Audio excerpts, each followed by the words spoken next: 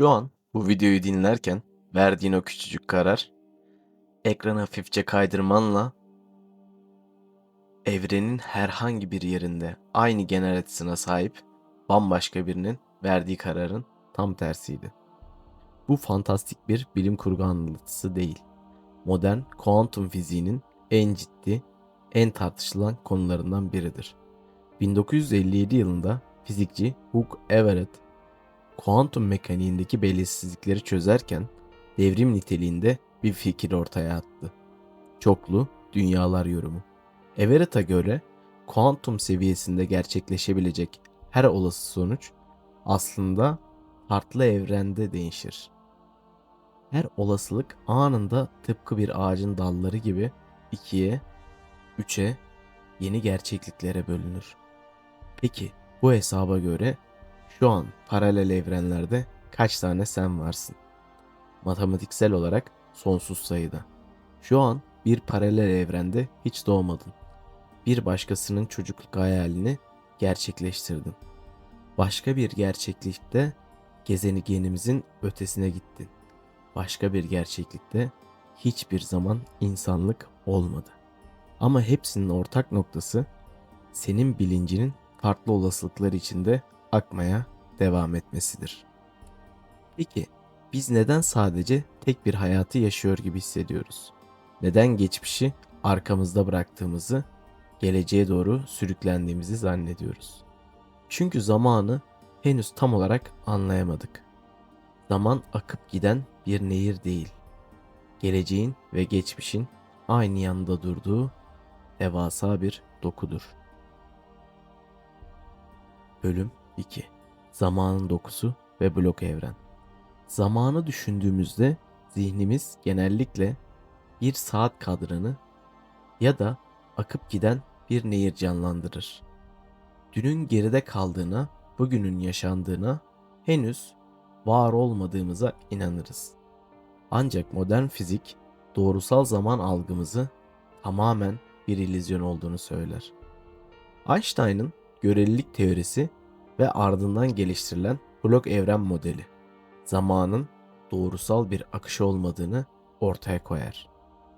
Evren zamanı akan bir çizgi olarak değil, dört boyutlu sabit bir kütle olarak işler. Tıpkı bir film şeridi gibi. Filmin makarası üzerinde sabittir. Bizler o şeridin sadece tek bir karesinden geçerken zamanın aktığını zannederiz. İşte bu yüzden zaman devasa bir dokudur. 5 yaşındaki halin şu an bu videoyu izlediğin an veya gelecekteki son nefesin hepsi bu evren bloğunun farklı zamanlarında aynı anda var olmaya devam eder. Eğer evrene dışarıdan zamanın ötesinden bakabilseydin doğumunu, yaşamını ve ölümünü aynı harita üzerinde görürdün. Ki zaman katı bir bloksa, geçmiş ile gelecek halihazırda var oluyorsa bizim verdiğimiz kararlar nereye gidiyor? Zamanın dokusunu kavradığımızda aklımıza şu soru takılır. Eğer geçmiş zaten oradaysa bizim verdiğimiz kararların ne anlamı kalır? Cevap evrenin en küçük kuantum dünyasında saklıdır.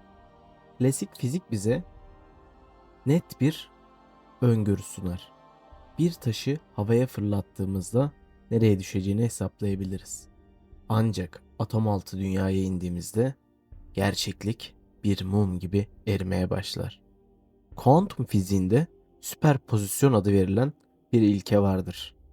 Bir kuantum parçacığı siz ona bakmadığınız anda tek bir noktada durmaz. O olası tüm noktalarda aynı anda var olur. Bütün ihtimaller görünmez bir olasılık bulutunun içinde saklanır. Ne zaman bir gözlemci o parçacığa bakar, o olasılık bulutu çöker ve bize gerçeklik sunar. Peki gözlemlenmeyen diğer ihtimallere ne olur? Onlar bir hayal gibi silinip gider mi? Hak Everett, çoklu dünyalar yorumunu savunan fizikçilere göre hiçbir olasılık yok olmaz. Seçilmeyen o diğer yol yokluğa karışmak yerine yeni bir gerçeklik çizgisini tetikler. Sen şu anda uyumayı seçtiğinde uyumayı karar vermeyen o olasılıklar tamamen ortadan kaybolmaz. Sadece evren ikiye bölünür. Birinci evren senin bulunduğun uyku durumundadır.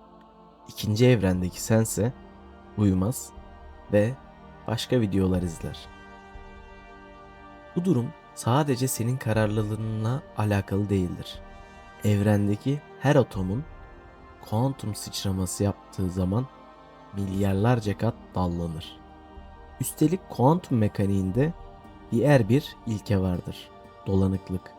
Bize gösterir ki trilyonlarca ışık yılı bile mesafe olsa aralarında zamandan bağımsız bir şekilde iletişim kurabiliriz. Belki de farklı paralel dünyalardaki sen o görünmez dokunun içine gizlenmişsindir. Ve diğer o sen sana dejavu hislerini ya da rüyalardaki o tanıdıkların ana kaynağıdır. Peki sonsuz sayıda evren, sonsuz sayıda sen varsa bu devasa kozmik ağın gerçek anlamı nedir? Kuantum seviyesindeki o görünmez dallanmalar gözlerimizi makro evrene çevirdiğimizde kozmik enflasyon ve sicim teorisiyle derinleşir. Fizikçi Max Tegmark çoklu evren katmanlarını ayırırken evrenimizin Big Bang sonrası durmaksızın genişleyen devasa bir ağın parçası olduğunu fısıldar. Yeterince uzağa gittiğinizde, ufkun çok ötesine geçtiğinizde fiziksel maddeler zorunlu olarak tekrar etmeye başlar. Bu senin otomatik kopyaların oluşturduğu bir evreni gözünde canlandırır. Yani sonsuz sayıda cep evren demektir. Sicim teorisi ise evrenin en temel dokusunda sabit parçaların olduğunu değil, görünmez boyutlarda, farklı frekanslarda titreşen sicimleri savunur. 10 ya da 11 boyuttan oluşan devasa bir kozmik senfoni. Bizim algıladığımız 3 uzay ve bir zaman boyutu buzdağının görünen sadece küçük bir yüzüdür.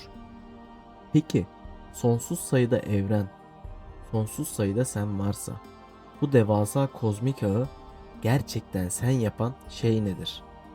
Cevap aldığın kararlar. Kaçırdığını düşürdüğün fırsatlar değildir.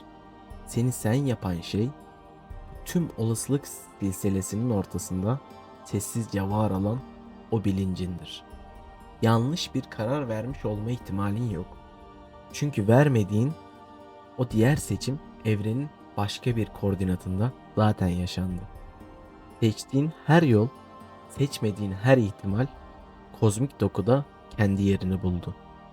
Gündelik hayatın koşturmacasını, zihnini yoran o soruların geçmişini serbest bırak. Zamanın donmuş evreninde tüm senler güvende. Geçmiş, şu an ve gelecek sonsuz uzay zaman kumaşında yan yana ve derin bir huzur içinde duruyor. Kuantum mekaniğindeki bir diğer biyoloji ilke olan dolanıklık bize evrendeki hiçbir şeyin tamamen birbirinden bağımsız olmadığını gösterir.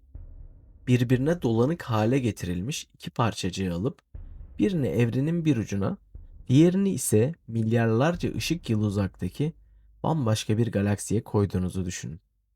Birinci parçacığın dönüş yönünü değiştirdiğinizde diğer parçacık aralardaki mesafe ne olursa olsun hiçbir zaman kaybı yaşamaksızın durumunu değiştirir. Einstein'ın uzaktan gerçekleşen esrarengiz eylem dediği bu durum, ışık hızı sınırını bile aşan zamansız bir bağın varlığını kanıtlar.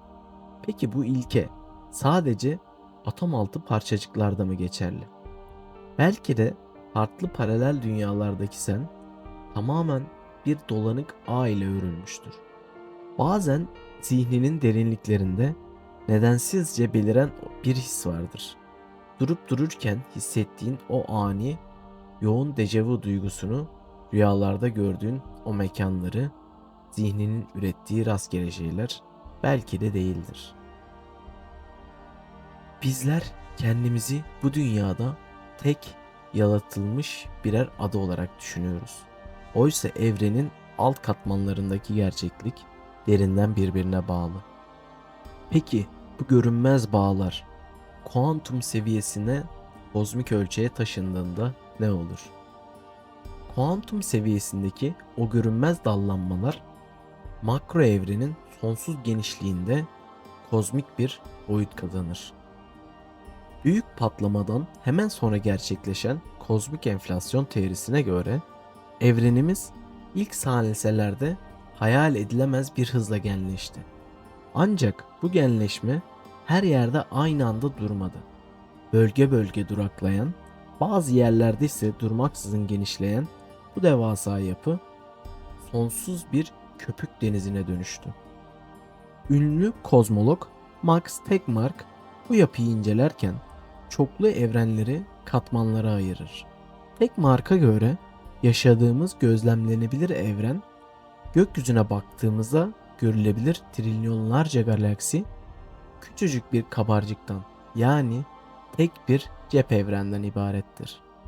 Gözlerimizin görebildiği ışık ufkunun çok ötesine geçtiğinizde bu köpük denizinin içinde başka cep evrenler bulunur. İşin en büyüleyici kısmı olasılık matematiğidir.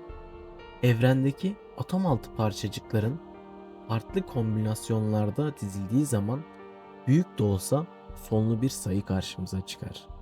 Ancak uzay zaman kumaşı bu cep evrenlerin sayısında sonsuz bir olasılık ortaya çıkartır. Sonlu sayıda kombinasyonu olan matematiksel bir zorunluluk ortaya çıkar. Yani maddenin dizilimi uzakta bir yerde kendini tekrar etmek zorundadır. Bu şu anlama gelir. Ufkumuzun çok ötesinde başka bir cep evrende tıpkı senin gibi duran, seninle aynı otomatik dizilme sahip, benzer anılara sahip bir kopyan daha var. Belki de o gezegenin fiziksel koşulları biraz farklıdır. Orada dünya tarihi bambaşka bir yöne aktı. Ama o sonsuz okyanusun yerinde, o uzay kabarcığının içinde yankılanmaya devam ediyor.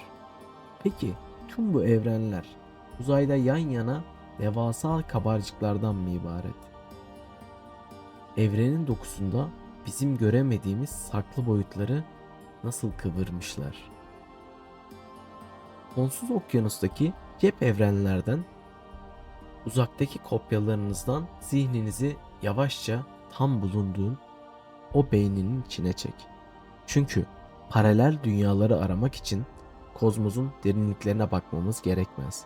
Bazen en büyük saklı gerçeklikler hemen yanımızda, o dokunamadığımız boyutların kıvrımlarında gizlidir. Klasik fizik bize evrenin 3 uzay ve bir zamandan oluştuğunu söyler.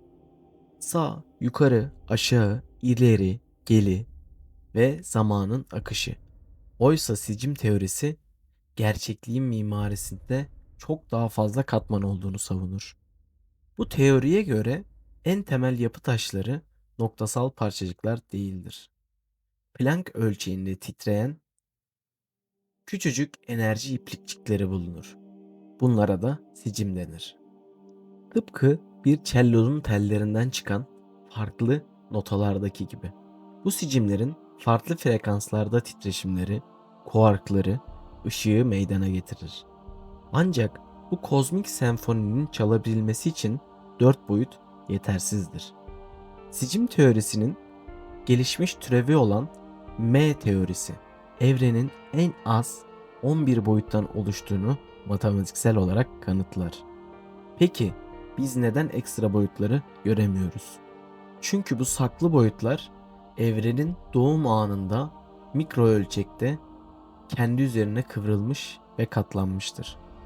Bizler 3 boyutlu bir hapishanede yaşayan canlılar olarak bu yüzeyi algılayabiliriz. Fakat anlayamayız.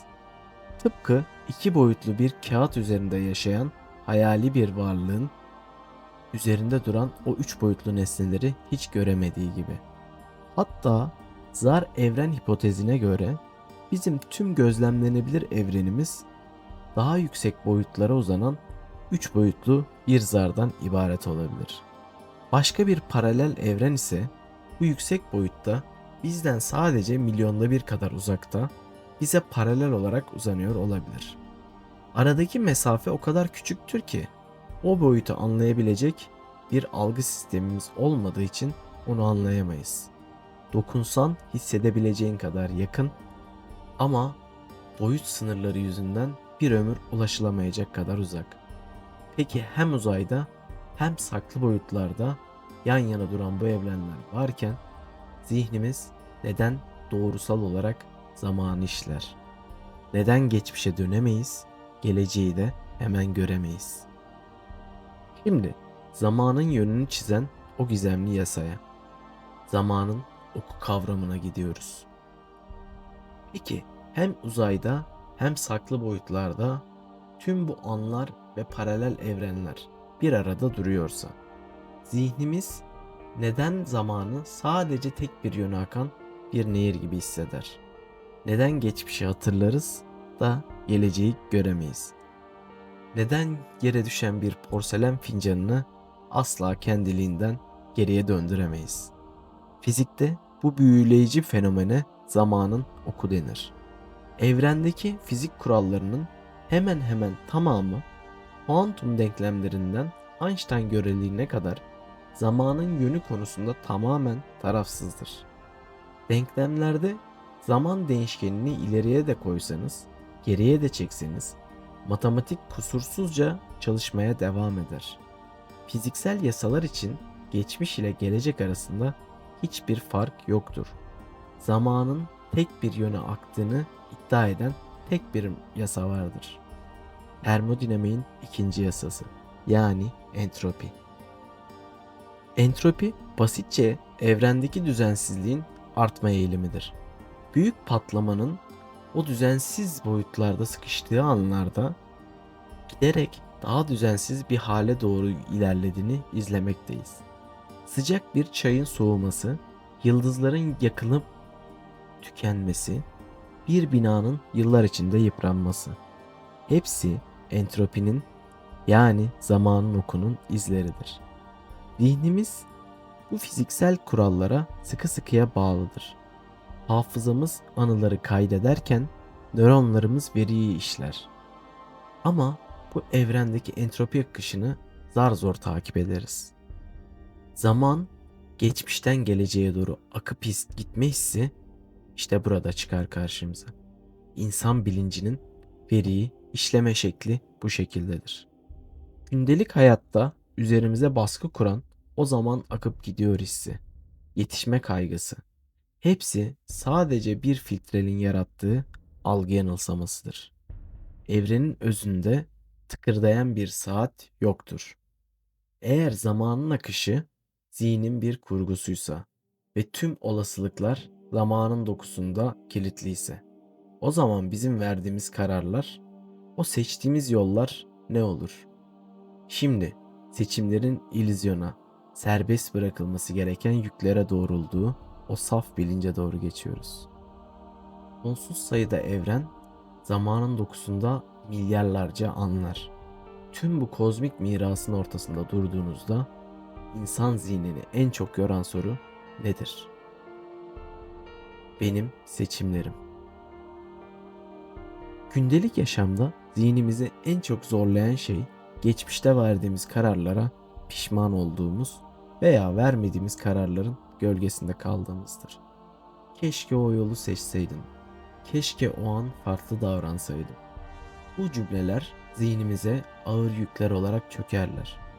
Oysa kuantum fiziğinin blok evren modelinin bize fısıldadığı en özgürleştirici gerçek şudur: seçmediğin hiçbir yol yok olmadı. Keşke dediğin, kaçırdığın hiçbir fırsat kaybolmadı. Sen bir yol ayrımında durduğunda verdiğin karar seni bu evrendeki deneyimleri taşırken vermediğin o diğer karar yokluğa karışmadı. Bu yüzden evren yanlış bir karar olarak arayamaz. Çünkü böyle bir kavram yoktur. Sadece farklı tecrübe hatları vardır. Sonsuz sayıda olan kopyan bu devasa ağda gerçekten seni sen yapan şeyi zorlaştırmaz. Aldığın kararlar, üstlendiğin başarılar, seni sen yapan şeylerin sessizce var olan o yüklerin atmanı sağlayan noktalardır. Bedenler değişir, kararlar dağılır. Ama zaman durmaksızın devam eder. Ve o zihnindeki tüm keşkeler erimeye başlar. Çünkü sen zaten olabileceğin her şeysin. Tüm ihtimaller kozmosun içinde güvende. Şimdi evrenin o son boyutlarındaki soruyu serbest bırakmaya hazır mısın? Tüm o sonsuz olasılıklar, kuantum evrenleri artık hiçbirini anlamak, zihninde tutmak zorunda değilsin. Zihnin tüm soruları, geçmişin ağırlığını ve geleceğin belirsizliğini yavaşça serbest bırakıyor. Bedenin yatağın ağırlığıyla pürüzsüzce bütünleşiyor. Nefesin o acelesiz, derin ritme uyum sağlıyor. Gündelik hayatındaki o koşturmaca, zamanın işleyen saati artık tamamen geride kaldı. Sen şu an o sonsuz evrenin en güvenli, en huzurlu noktasındasın. Ve tüm senler o boyutta seni savunuyor.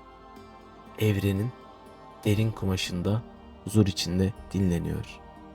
Şimdi zihnini tamamen kapatabilir ve evrenin o şifalı sesine kendini teslim edebilirsin. Gözlerin kapanırken uzayın o pürüzsüz sesi seni sarmaya devam edecek. İyi geceler uyku arkadaşım. İyi geceler. Gelecek güzel gelecek.